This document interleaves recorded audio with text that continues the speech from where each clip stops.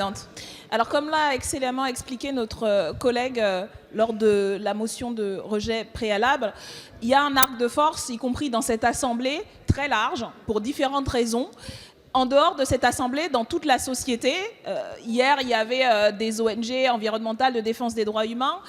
Aujourd'hui, il y a des associations d'agriculteurs et d'agricultrices. Tout un arc de consommateurs et consommatrices s'oppose à cet accord. Et non seulement ici en France, mais également au Canada, des parlementaires, des associations nous alertent. Il y a toutes les raisons pour s'y opposer et rejeter cet accord.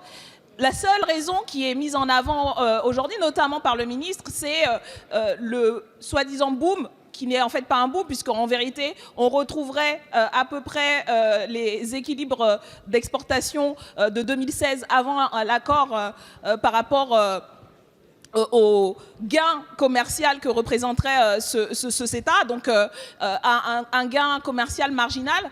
Mais fondamentalement, le problème de cet accord, c'est que c'est un accord d'un autre siècle. C'est un accord d'un siècle où on pensait que l'expansion infinie du libre-échange, du commerce, était bénéfique pour les peuples et les nations.